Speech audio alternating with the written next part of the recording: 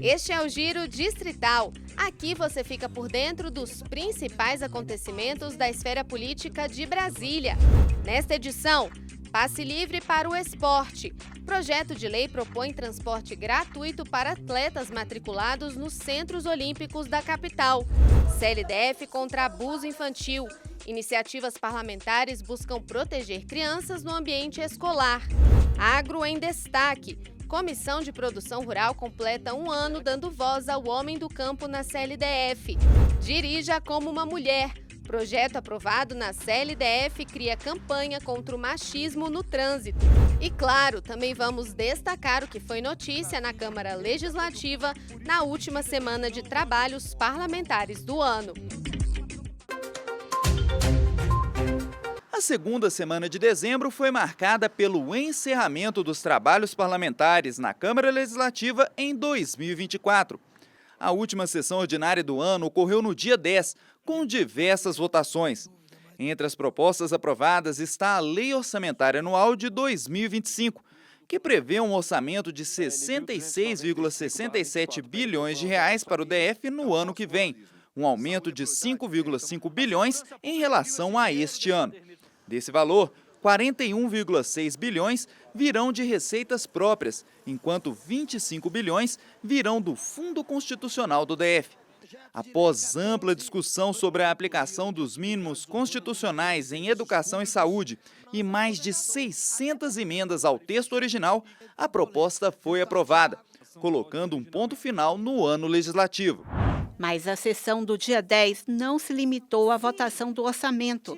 Os distritais também aprovaram um projeto de lei que autoriza o GDF a ceder, com desconto, créditos tributários e não tributários inscritos na dívida ativa a empresas privadas ou fundos de investimento. Ou seja, com a medida, o GDF poderá vender o direito de cobrar essas dívidas, prática conhecida como securitização. Os recursos obtidos com as vendas serão usados para custeio da Previdência e em investimentos. O plenário também aprovou o projeto de lei que garante medidas de proteção a ex-governadores do DF. A nova norma deixará 4 servidores de segurança e um veículo oficial à disposição dos ex-governadores por 4 anos após o término do mandato. Outra proposta aprovada no dia 10 garante direitos trabalhistas a terceirizados contratados pelo GDF. A medida exige o pagamento regular de salários, de benefícios e de rescisões, além de comprovação do pagamento de encargos sociais pelas empresas contratadas antes do recebimento de verbas do governo. O texto também possibilita jornadas de trabalho mais flexíveis, previsibilidade de férias e a adequação às normas de segurança do trabalho. A CLDF também aprovou o projeto de lei que reestrutura a carreira dos músicos da Orquestra Sinfônica do Teatro Nacional, com melhorias na remuneração e na carga horária. Outra proposta aprovada pelo plenário reestrutura a carreira de auditores fiscais do DF, garantindo o reajuste salarial. O plenário também aprovou 2 projetos de lei que abrem créditos orçamentários para este ano. O primeiro deles abre crédito adicional de 23,6 milhões de reais para diversas áreas, incluindo a promoção dos direitos das mulheres. Já o segundo autoriza o GDF a contrair empréstimo de até 880 milhões com o BNDES, com a União atuando como uma espécie de fiadora da dívida. Os parlamentares também aprovaram um projeto de lei que concede benefícios fiscais no IPVA, no IPTU e na taxa de limpeza pública para pessoas com deficiência. Com as mudanças, a isenção do IPVA passa a abranger veículos de até R$200 mil. Os distritais também aprovaram um projeto de lei que regulariza ocupações em Braslândia. Uma área de 38 mil metros quadrados na região será desafetada para regularização fundiária. A Escola do Legislativo da CLDF assinou um termo de cooperação técnica com a Universidade do Distrito Federal, a UNDF. O documento foi assinado no dia 9 de dezembro na sala da presidência da Câmara Estiveram presentes o presidente da casa, deputado Wellington Luiz, a diretora da Escola do Legislativo, Jane Marrocos, o deputado Gabriel Magno, que é presidente da Comissão de Educação, e a reitora da UNDF, Simone Benck. A Jane Marrocos falou com a gente e explicou como funciona esse acordo. É dentro do programa Conhecendo o Parlamento, executado pela Escola do Legislativo, e nele existem 2 projetos, que é o Jovem Cidadão e o Câmara Vai à Escola. Ambos têm como finalidade dar o protagonismo aos estudantes. Primeiro, num entendimento sobre o que é o parlamento e como ter o exercício de cidadania a partir dos conhecimentos. A universidade trará para nós também pesquisa, a própria monitoria através da extensão dos cursos da universidade serão facilitadores para o nosso programa. Os 3 filhos de Laiane frequentam o Centro Olímpico de Samambaia para praticar esportes. Apesar de morar na mesma cidade, ela precisa recorrer ao transporte público para levar as crianças aos treinos e voltar para casa, o que pesa no orçamento familiar. David, de 14 anos, tem direito ao passe livre por ser uma pessoa com deficiência, mas as irmãs mais novas, as gêmeas Clara e Emanuele, de 8 anos, e a própria mãe ainda precisam pagar pelo transporte. Para economizar, a família utiliza apenas o ônibus circular de Samambaia, que é mais barato, mas oferece menos opções de horários e de veículos, aumentando o risco de atrasos. O gasto é bastante, pesa, né? Porque em média de R$40 por semana, né? Porque ela já tem 8 anos, ou seja, a passagem de cada, a minha mais as delas. E por mês vamos chegando aí os R$100. Então é um gasto que pesa. Mas um projeto de lei em tramitação na Câmara Legislativa pretende mudar essa situação. A iniciativa altera a norma do passe livre do DF e beneficia quem pratica esportes. De acordo com a proposta do deputado Pepa, crianças, jovens, adultos e até idosos inscritos em programas dos Centros Olímpicos e Paralímpicos vão ter direito ao passe livre para fazer o deslocamento de casa para os COPs e dos COPs para casa. Ouvindo a comunidade, a gente cria projetos e atende o anseio dessa comunidade. No caso do passe livre para os Centros Olímpicos e Paralímpicos, foi de ouvir a comunidade. Chegamos a uma conclusão e todas as faixas etárias estavam tendo dificuldade de se matricularem porque não tinham o recurso sequer para a passagem de sua casa ao Centro Olímpico e Paralímpico. Os Centros Olímpicos e Paralímpicos fazem parte de um programa da Secretaria de Esportes do DF, que promove a inclusão social por meio do esporte. Atualmente, são 12 unidades espalhadas por 11 regiões administrativas, oferecendo mais de 16 mil vagas e 32 modalidades esportivas em 3 turnos, manhã, tarde e noite. O público atendido vai de crianças a partir dos 4 anos até idosos. O projeto do deputado Pepa busca beneficiar esses frequentadores, garantindo que eles continuem praticando esportes. O passe livre incentiva, motiva o jovem, a criança, o adulto, o idoso a fazer e a praticar o esporte dentro dos Centros Olímpicos e Paralímpicos. Com o passe livre garantido, David, o filho mais velho de Laiane, pratica esportes desde os 6 anos e já experimentou várias modalidades esportivas. Nos últimos 2 anos, ele se dedicou ao badminton e já participou de competições dentro e fora do DF, acumulando conquistas importantes. Eu já fui para o Nacional, eu fiquei em 3º lugar. Para as Paralimpíadas Escolares eu fiquei em 4º. A do ano passado eu também, a mesma competição, eu fiquei em 2º lugar em 1º. E no outro nacional eu não medalhei. Os benefícios do esporte para a saúde e a integração social são conhecidos. Com a aprovação do passe livre, a família de Laiane poderá continuar frequentando o Centro Olímpico, garantindo que as crianças mantenham uma rotina de atividades físicas e convivência social. Praticar esporte para mim é vida, né? Tipo, você fica mais saudável e é isso.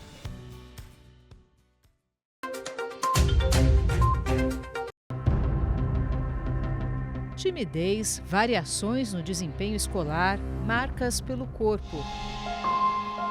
Estes podem ser alguns dos sinais de que uma criança é vítima de violência sexual. E fora de casa, é na escola que essa criança pode encontrar a acolhida que precisa para fazer a denúncia. É o que acredita esta agente da Polícia Civil do Distrito Federal, que integra o programa PCDF na escola. Nós levamos um treinamento específico para os professores, para que eles possam identificar e acolher crianças e adolescentes que são vítimas de abuso sexual. Segundo pesquisa da Fundação Abrinq, a violência sexual atinge principalmente crianças e adolescentes no Brasil. Em 2022, das 66 mil notificações, mais de 45 mil tinham como vítimas pessoas com menos de 19 anos de idade. É por isso que a escola pode e deve ser uma importante aliada no combate a esse tipo de crime. Com cartilhas e relatos de casos reais, estes professores do Centro de Ensino Fundamental de Santa Maria aprendem como identificar crianças vítimas de abuso. O primeiro sinal, e muito importante, é a mudança de comportamento. Uma criança que era muito alegre, que conversa, que sorri, de repente ela fica reclusa, fica tímida, chorosa, não quer mais contato físico, não quer mais conversa. Então, esse tipo de comportamento que salta aos olhos, né, a atenção de quem cuida dela, é um dos primeiros sintomas, né, essa mudança de comportamento. Valdemir é orientador educacional na unidade de ensino e lembra que já vivenciou casos de adolescentes que conseguiram denunciar os abusos sofridos em casa. Para ele, é fundamental a escola estar preparada para esse tipo de ocorrência. A escola ela acaba sendo o lugar de pedir socorro, porque aquilo que ela não pode falar em casa, com certeza ela vai falar aqui na escola. Às vezes para um coleguinha, né, e quando ela tem uma confiança, bastante confiança no professor, ela vai chegar até o professor e vai relatar o que está acontecendo. Então, tendo esse tipo de formação, eu não tenho dúvida, né, preparando um professor, ele vai saber lidar com aquela situação e não vai ser pego de surpresa.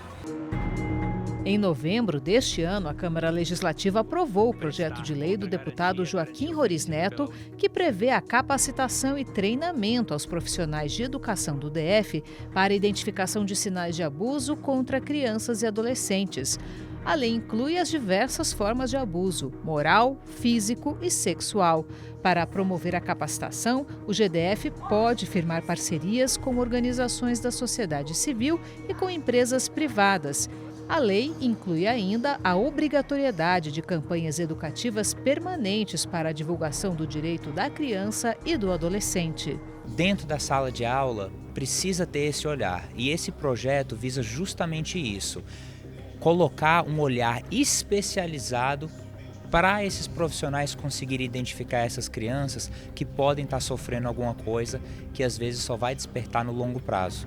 As crianças, em muitas cidades aqui no Distrito Federal, às vezes passam mais tempo na escola do que em casa.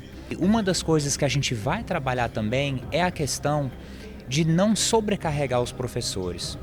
Porque não é nem justo a gente querer jogar toda a responsabilidade para os professores, sendo que eles já têm uma responsabilidade enorme de estar educando os nossos filhos. Para esta psicóloga, estabelecer uma relação de confiança entre alunos e professores pode significar a mudança de vida de uma criança ou um adolescente. As crianças ficam muito tempo na escola.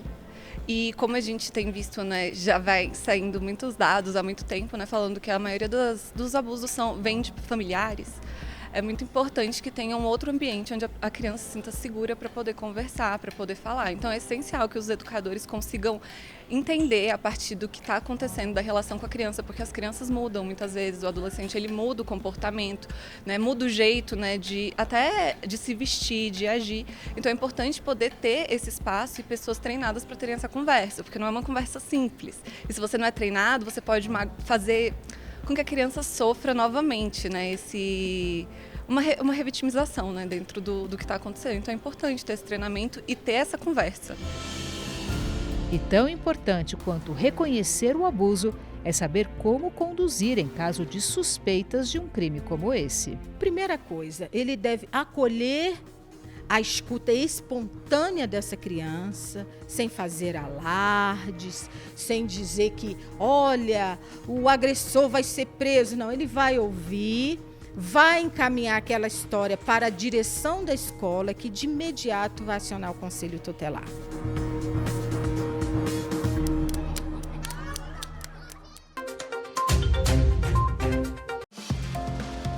Aniversário de um ano precisa ser comemorado, especialmente quando é recheado de boas lembranças.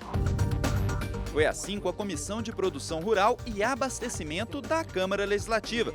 O colegiado foi criado no final do ano passado, mas só passou a funcionar de fato em 2024. Neste primeiro ano de atividades, o foco foi colocar o agronegócio local na pauta dos debates legislativos. Missão cumprida, nas palavras do presidente da comissão. Para o desenvolvimento da agricultura familiar. A comissão esse ano, com audiências públicas, com projetos de lei, deu-se uma visibilidade a tudo que se discute na área rural. É uma área que precisa ter visibilidade. É uma comissão que ouve as federações, ouve os produtores, ouve do assentado ao agronegócio. É uma comissão nova, mas que já chegou aqui com muita força, com muita determinação para atender e receber sempre aqueles que lá na ponta produz e que abastece a mesa do Distrito Federal. Mas a atuação da Comissão de Produção Rural não se limitou a palavras bonitas em defesa do agro. Houve muitas ações práticas em prol do homem do campo. Uma delas foi a aprovação do Programa de Rotas Rurais e de Endereçamento Digital. A medida assegura uma localização precisa para as propriedades rurais com endereços georreferenciados, ou seja, com localização via GPS. O objetivo é facilitar o acesso às fazendas de chácaras para serviços de entrega e mesmo para serviços públicos essenciais, fortalecendo o comércio e dando dignidade a quem vive nessas regiões. A comissão também debateu a erradicação da febre aftosa. Desde maio, o Brasil passou a reconhecer o DF como região livre da doença, o que desobriga os produtores de seguir vacinando seus rebanhos. Preocupada em melhorar a classificação internacional da carne produzida aqui, a comissão discutiu no plenário o Plano Federal para a retirada gradual da vacinação. O objetivo é garantir que o mercado externo também reconheça o DF como zona livre da doença. Outra matéria debatida pela comissão foi a que trata da regularização de terras públicas rurais pertencentes ao DF ou à Terra Cap. Embora não tenha analisado o texto diretamente, o colegiado acompanhou de perto a análise da matéria, tanto na Comissão de Assuntos Fundiários quanto no plenário. A medida regulariza áreas atualmente ocupadas que não haviam sido transformadas em assentamentos na época da edição da lei original sobre o tema.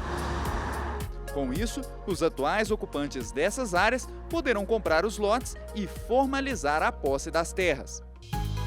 Após o ano de estreia, a comissão espera conquistar ainda mais espaço em 2025, tornando a Câmara Legislativa a casa do povo do campo. As expectativas são boas. Precisamos ainda mais provocar a Secretaria da Agricultura, provocar a Emater, provocar o Ministério da Agricultura, porque ainda tem muita coisa por se fazer.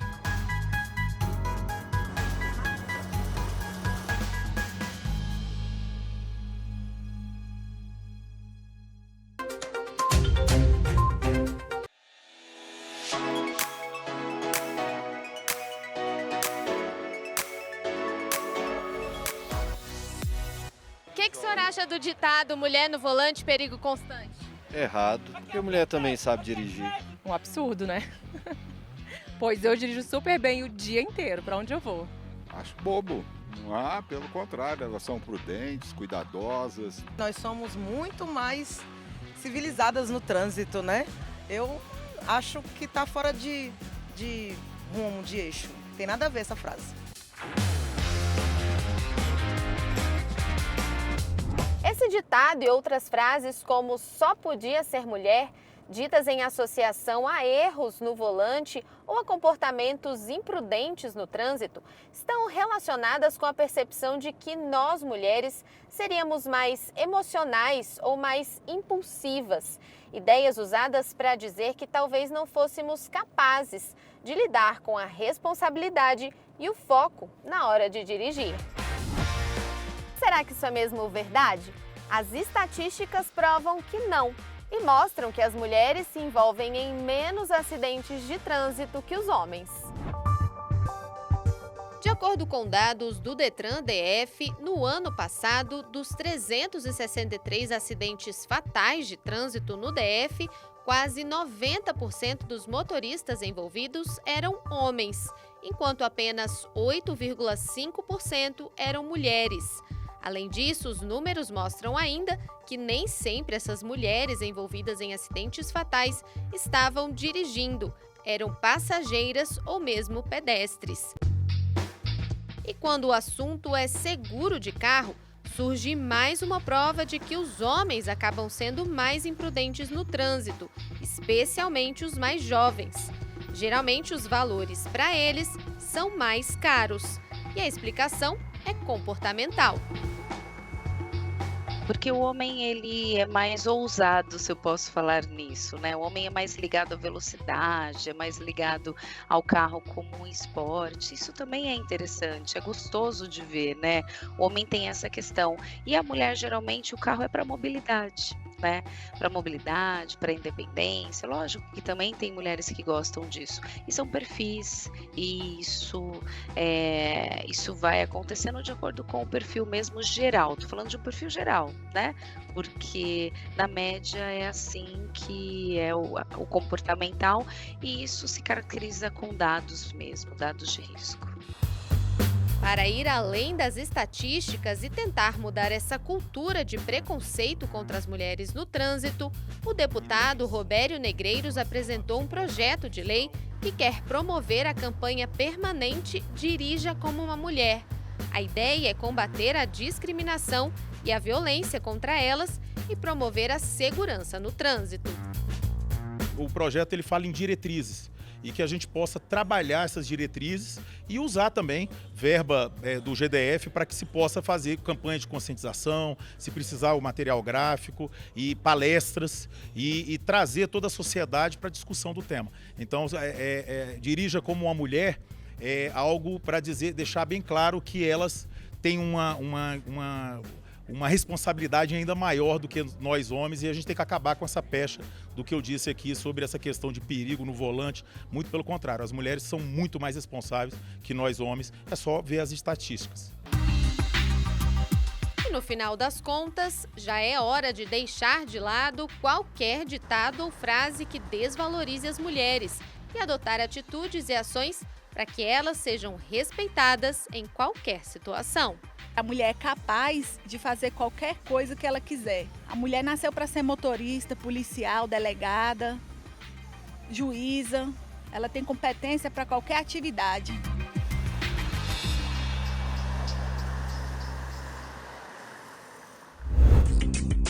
E não se esqueça, para outras informações sobre os trabalhos da Câmara Legislativa, acesse o portal de notícias da Casa.